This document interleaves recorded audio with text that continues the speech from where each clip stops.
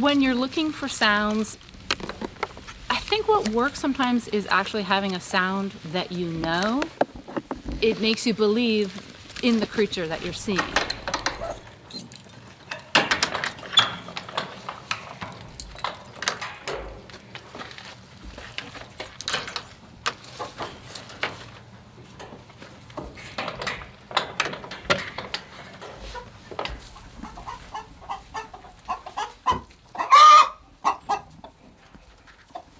The questions that I get asked most when I do this job is, how do you make that sound?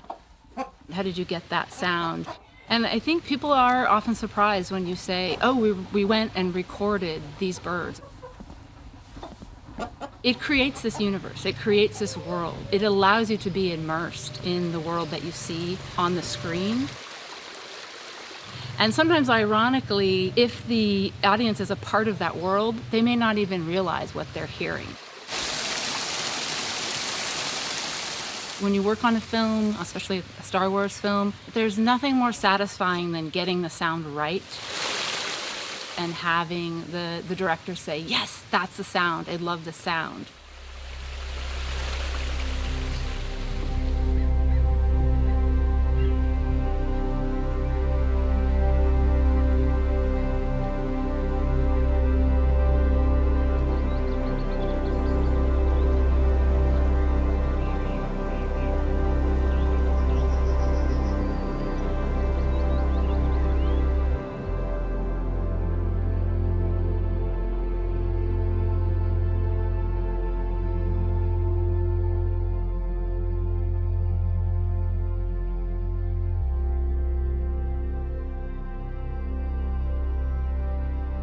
We often say hearing is believing. The sounds that we put in will often give the reality or the dramatic reality to something that otherwise would be somewhat lifeless.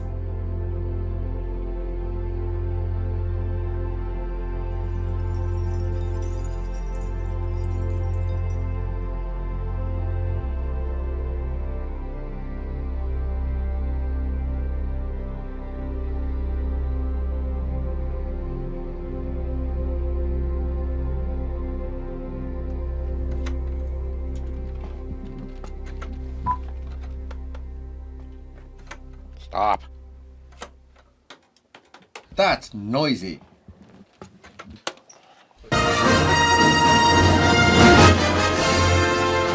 is it so loud? Loud. Why is it so loud? Right? I mean, he's noisy. That's normal? Put it down. I mean, were we at 80 or were we like 78? We were 79. That's still. Am I just, it's just because it's the morning, or am I nuts? I mean, yeah, I mean, as long as we don't have F and L open. Yeah, no, they're not, but I'd rather just be in bed. What's so wonderful about sound is that when it's done right and when it is married to the picture in such a way, people just accept that what they're seeing is making that sound. If your work's invisible, that means that you're doing your job properly and that it's actually working. You've seen this place. You've seen this island. Only in dreams. Who are you? It's the equivalent of a costume designer or a cinematographer, where you're not just the one person creating all of it. We have a huge team of people that are working on the sound design, but you're the person that is creatively dispatched and trusted by the filmmaker to go, I'm looking to feel this emotion here, or I want to feel that emotion there. Please make it happen however you do. Sorry, hang on. No, go ahead. Hello? Sound is that emotion. We're like a subconscious force, you know, to use that word, I think, of the scene. And because you can't see it, you hear it, and that is a pure feeling.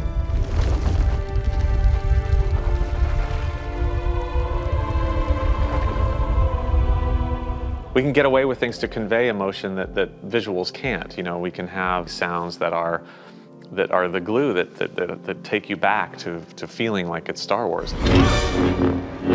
We get to choose how you want to direct the emotion of the scene through sound, and that's a huge, powerful tool. It can expand something to make it feel bigger than it is.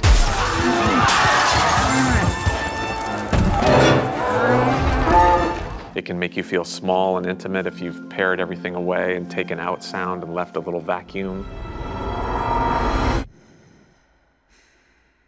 Having new directors and new people come on board, like this particular film on The Last Jedi, Rian Johnson, the first time I met him, I could just see how excited he was to be able to play in the Star Wars universe with our toolbox. And here's ILM, and here's Skywalker Sound, and here's John Williams, all ready to help you make your movie. These are the tools to make your movie. Sound is still such a mystery to people, to the point where it's not even something you think about there being an involved process behind. And maybe you kind of know in the back of your head there is, but really having like seen what folks like Ren and his whole team and Matt Wood and what they actually do to create these sounds, it's magical. It's amazing.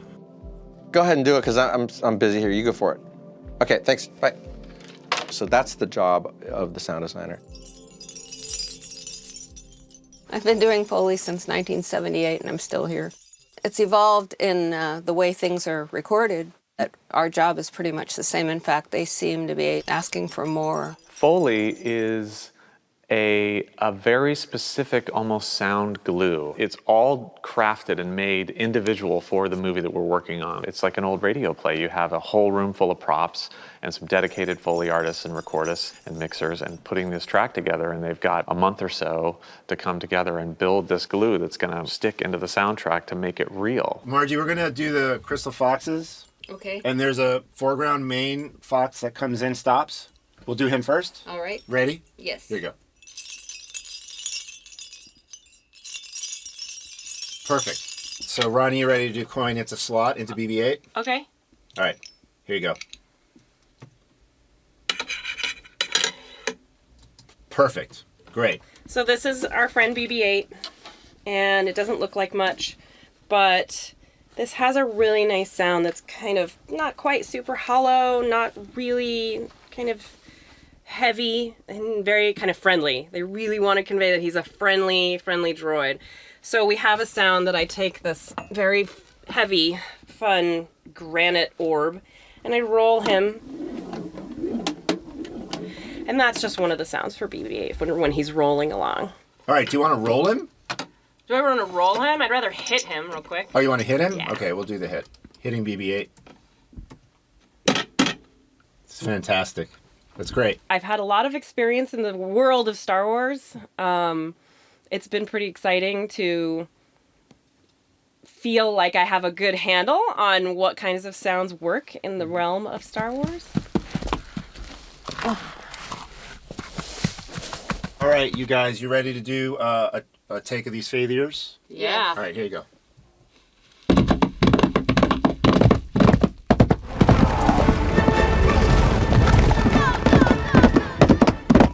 And let's clear that back. Okay. It's just really, really happy to work with these guys on space movies. Believe it or not, this is our Millennium Falcon. It's an old Mac, a pizza stone, and depending on the amount of resonancy or whatever, we add different metal pieces, and that's it. And So Ren Kleiss and our sound editors will go through and they'll design the big ticket items, you know, ships and creatures and ambiances and machines, and those will all be cut and edited together. But then there's all the very specific, you have the cloth and you have the gear on characters, handling a lightsaber, BB-8 rolling around, and all these things that have to be made. the porgs are very bird-like, but their little webbed feet are bigger. These gloves seem to work the best. So that would be the feet. Some feathers here for the wings. The moves may be very small, but we do all of them. When someone asks me if I do lightsaber sounds, I say I sure do, and they pick them up and they put them down. What I have is an air pistol. This metallic piece, which I'm not exactly sure what it does. I'm really hoping to learn one day what it does. And a garlic press.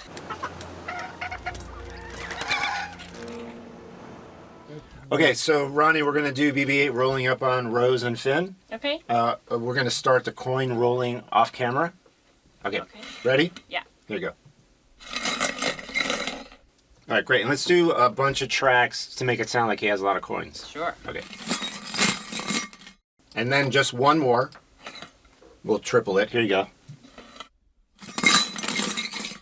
Fantastic. Perfect. The main sound of all of the coins in the casino scene are actually old, funny enough, casino tabs from like a keychain. And then just to help out with some of the frequencies and some of the kind of movement of them rolling around in here because they're so two-dimensional, I add a little bit of actual poker chips, a little metal piece in here, some other kind of coins on a chain, and some napkin rings.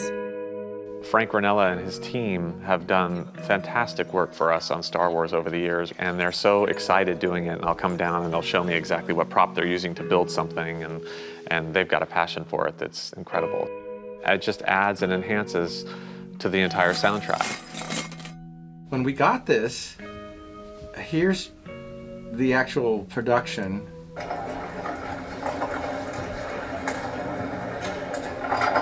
And you basically hear just a bunch of people moving around. This is actually the sound that the microphone picked up in the scene. Foley in this sequence, whether or not we need to hear everything, we cover everything. So for example, here's just this little fellow's feet. And characters that are digital like this, Foley is 100% necessary. I mean, because it gives them weight. It adds so much to the visual effects that were made by ILM. And here are now the coins that you saw Ronnie performing. We added a little bit of reverberation to make it feel like you're in the space. It sounds like you're in a room. Here's adding the movement of BB-8.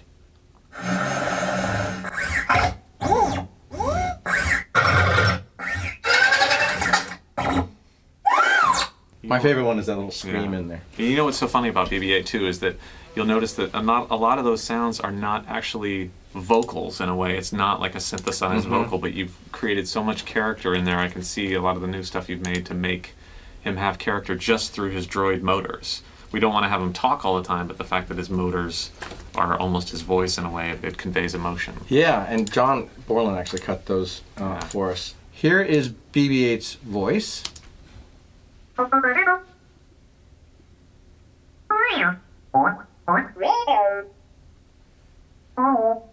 And what's cute about that, it's almost like a sneeze. It's like at you. Yeah. And it's almost like he's saying, "Who are you?" Yeah. Here is another sound.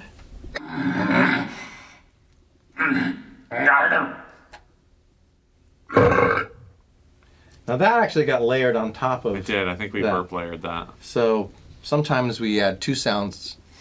When one burp isn't enough, we add two. Here's just the sound effects.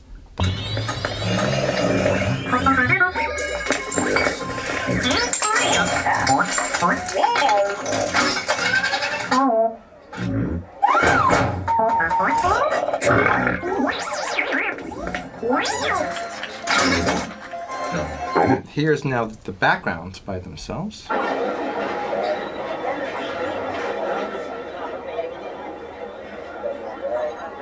And then here is everything now together in the final mix. Come on!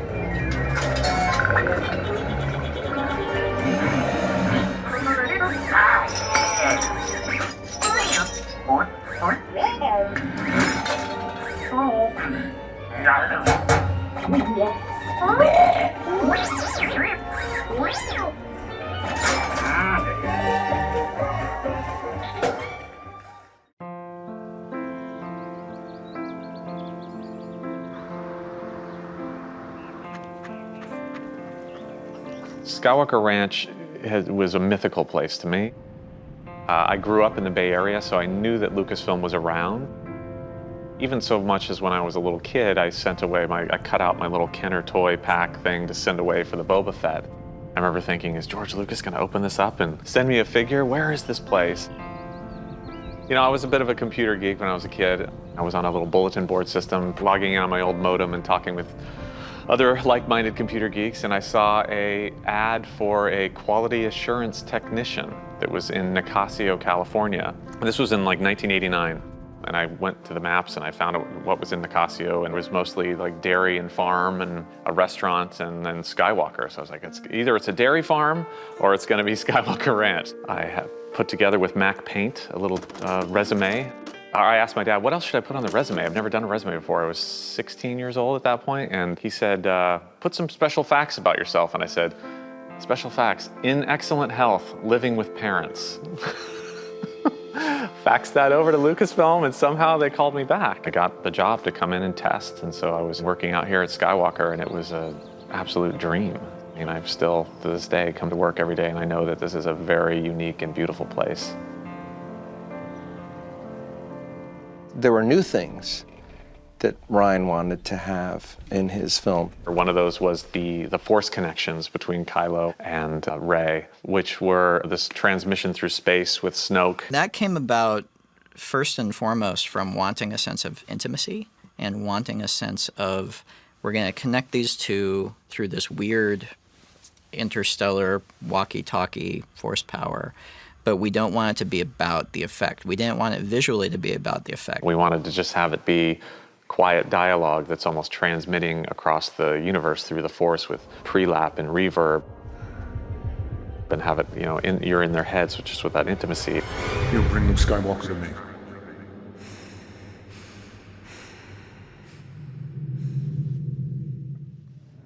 You're not doing this. The effort would kill you.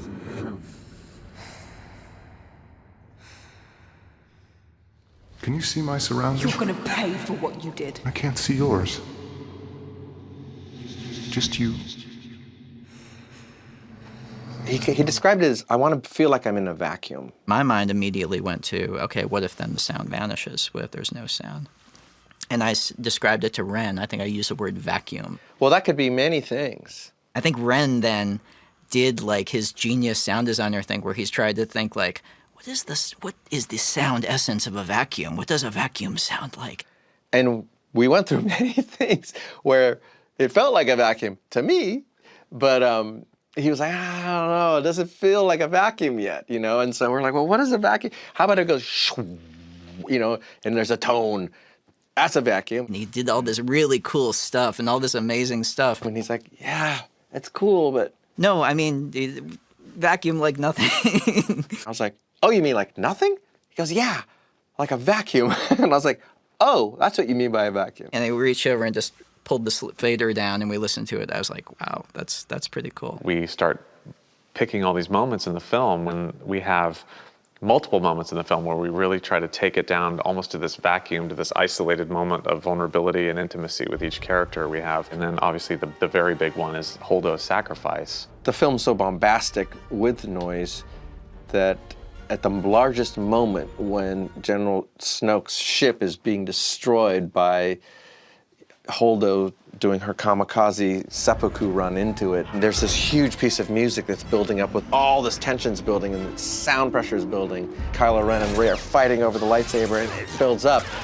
To have then an explosion there just would have been fine. The idea to have nothing there was more interesting and to kind of make everybody wait for it.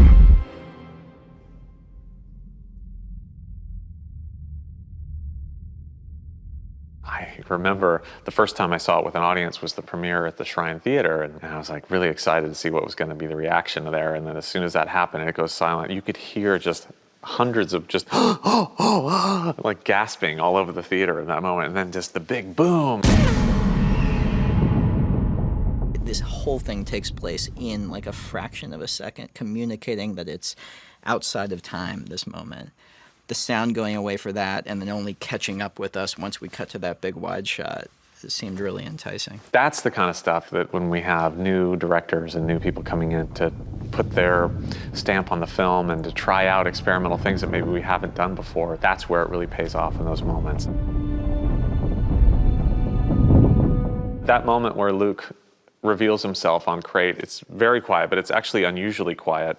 And throughout his entire apparition form, we really didn't go with any Foleys. You don't hear his footfalls on the ground, and actually visually ILM even went to the point of when he turns his feet on the salt on the planet, you don't see any reaction from that. We cut to Kylo, who's positioning himself for an attack, and you see him smear the red, but we did the same thing. We had no Foley there. So that's just a very subtle thing. That when the debris is falling down on Kylo's saber, you feel it and you hear it.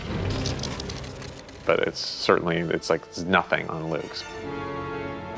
So we tried to juxtapose that so you're getting clues as a viewer, maybe subconsciously. The silent moments were really a great discovery. We arrived at a lot of them in the mix, and those came from Rian, actually. It was really a fun process to go through, and he was the one who drove it.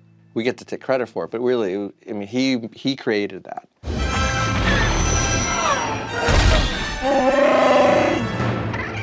The first sound that I was asked to work on was the Porg because of the need to create the sounds for the toys. And then I asked Rian, I said, what do you want it to sound like? I think I said bird-like. I think I said kind of annoying, but not too annoying, I think. And he nailed it really, really quickly. We just thought, well, let's just go record some birds. Well, where are some birds? Well, there's some chickens down at the... So Koya, I asked her, I said, would you mind going down there and just record some chickens? So she did. One of the tricks that we do in sound, and it's really easy, is we want to speed things up. Just a little faster, so it's a little higher. And you can already hear it's starting to sound different. So one of the other sounds is a bird call. We had an intern that was working with us last year named Nick Doctor. He was like, I got these turkey calls, Ren. What do you think? I'm like, yeah, I'll bring him in. So I recorded him. And I thought, well, could you do something that like sounds like you're in pain? So he goes, well, what would that be? I go, I don't know, like, ow? So you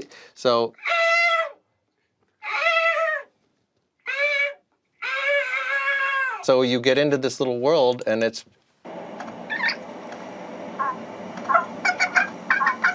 So you can see all of that is created out of all these little tiny bits.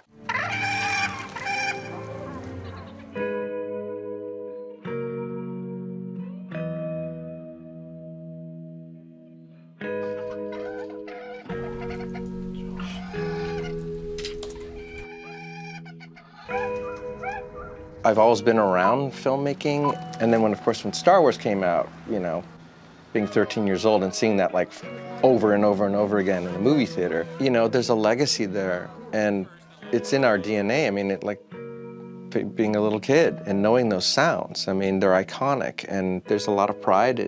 Everyone who's here and people that come here who aren't working here or who are from out of town who mix their films, you can kind of come up here and kind of finish your film and focus on it, and I think that that's really special. What's so great about what George Lucas has made, he loves life, and he loves beauty. You know, he wants people to be inspired, like, oh, it's a threshold, you're going over the bridge, and now you're into this world, you know, and it's kind of like the crawl of Star Wars, you know, and I think that all of this environment has those touches.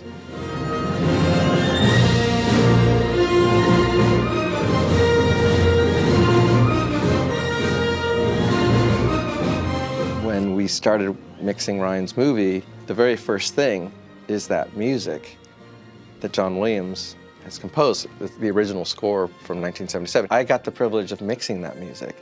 And then it's the very first thing that we did. So on the very first day, you know, like, okay, you put up the faders. I mean, it was incredible. It was like, it was a wonderful feeling to go, I am 13 years old, you know?